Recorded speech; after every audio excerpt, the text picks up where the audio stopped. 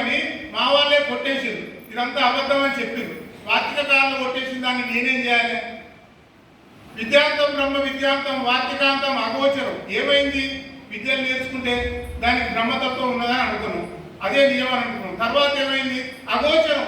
అసలు ఎక్కడ ఉన్నది? జగత్తు లేని దగ్గర నుంచి జగత్తు ఎట్లా వచ్చింది అని వాళ్ళు ఒక అగమ్య గోచరంలో పడిపోయింది. ఆ అగమ్య గోచరం ఎక్కడ దాకా దారి తీసింది అంటే వాళ్ళని ఎటు కాని స్థితికి వాళ్ళు పోయింది. ఆ స్థితి నుంచి వాళ్ళు ఏం చేసిండ్రు అంటే ఏం చేయాలో అర్థం లేక, స్థితి అంటే ఏంటంటే కళ్ళు మూసుకోవాలి, కళ్ళు తెరిస్తే ప్రపంచం కనబడుతుంది, ఏదో కనబడితే వస్తువు కనబడితే ఆలోచనలు వస్తాయి.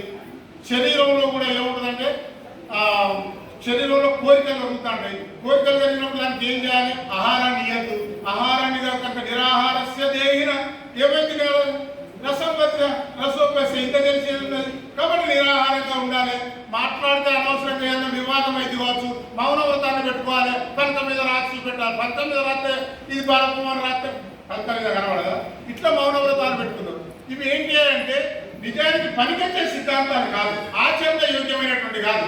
వాళ్ళు ఇతరుల మీద ఆహారం మీద ఆధారపడాలి. వాడు దొంగతనం చేసిండో ఎట్లా చేసిండో కూడా తెలియదు. భిక్ష అనుకోవాలి, వాడు ఏ పాపం చేసి కట్టినా వీడు తినాలి. కాబట్టి ఇది సరి అయింది కాదు. కాబట్టి మానవుడికి ఉన్నటువంటి లక్ష్యం ఏంది? మోక్షమే అధికారి అయి ఉన్నాడు. మోక్షాధికారి అయినప్పుడు ఏం చేయాలి అంటే, మోక్షాధికారి అంటే బంధము ఏదైతే ఉన్నదనుకున్నాడో దాన్ని విడిపించుకోవాలి. బంధం అంటే ఏంటిది? భార్య పిల్లలు. ఆ బంధానికి కారణం ఏంది? నాలో ఉన్నటువంటి తెలియే కదా బంధాన్ని కావాలని కోరింది. నాలో ఉన్నటువంటి తెలియే కదా నేను ఇల్లు కట్టుకోవాలనుకున్నది. నాలో ఉన్నటువంటి తెలియే కదా నేను ఈ వస్తు జాతరంతో సంపాదించుకోవాలనుకున్నది. ఇప్పుడు ఈ బంధం అంతా దేనికి ఉన్నది? శరీరాలకు ఉన్నదా? నిద్రపోయినప్పుడే లేదే రోగం నొప్పి.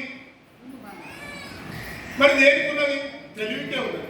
తెలివే ఈ బంధాలన్నీ కల్పించుకుంటాం. కాబట్టి తెలివి దగ్గర చెప్పి సత్యాన్ని ప్రతిపాదన చేసి ఈ రెండింటిని కూడా చెప్పినటువంటి మహానుభావులు శివరామ దీక్షితులు. అంతకుముందు లేరా అంటే